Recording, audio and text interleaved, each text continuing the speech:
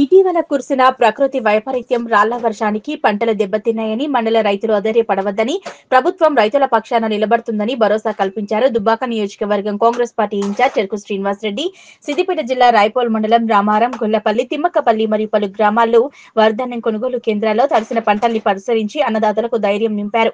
చెరుకు శ్రీనివాసరెడ్డి ఈ సందర్భంగా ఆయన మాట్లాడుతూ రైతులకు జరిగిన పంటల నష్టాన్ని ప్రభుత్వానికి నివేదిక అందజేస్తామని జిల్లా కలెక్టర్ తో మాట్లాడి సరైన పంట నష్టపరిహారం అందేలా చొరవ తీసుకుంటామని రైతులకు సూచించారు.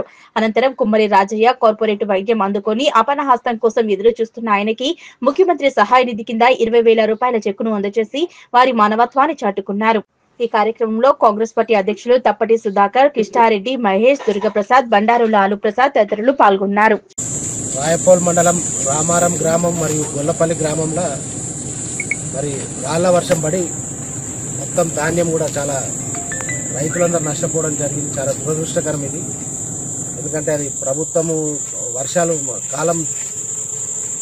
ఎప్పుడు వస్తాయని తెలియలేని పరిస్థితిలో మరి దాదాపు చాలా మంది రైతులతో మాట్లాడితే 40 ఏళ్ల కింద వచ్చింది ఇట్లాంటి వర్షం ఎప్పుడు రాలే. చాలా దురదృష్టకరం. రైతులందరూ అధైర్యపడద్దు. నేను ఆల్రెడీ కలెక్టర్ గారితో మాట్లాడి మరి నష్టం ఎంత అయిందనేది ఆఫీసర్లను పంపించి అది నష్టం ఎంత అయిందనేది ఆల్రెడీ ప్రభుత్వానికి నివేదిక ఇవాళ కూడా కలెక్టర్ గారు 3 గంటలకు మరి రైతుల సమస్య గురించి అపాయింట్మెంట్ ఇవ్వడం జరిగింది. మరి ప్రభుత్వం ద్వారా ఎంతవరకు వీళ్ళకి సాయం చేసేదంటే మరి మంత్రి గారిని కూడా కలిసి రైతాంగాన్ని, ఎందుకంటే ఇది ప్రజాప్రభుత్వం, ఖచ్చితంగా రైతులను ఆదుకోవాల్సిన బాధ్యత ప్రభుత్వం మీద ఉన్నది. ఖచ్చితంగా వీలైనంత సహాయం ఖచ్చితంగా రైతాంగానికి అందిస్తాం. రైతులు ఎవరు కూడా అధైర్యపడద్దు. వర్షం వల్ల మన చేతిలో లేని పని కాబట్టి ధైర్యంగా ఉండాలని రైతులందరూ విజ్ఞప్తి చేస్తారు.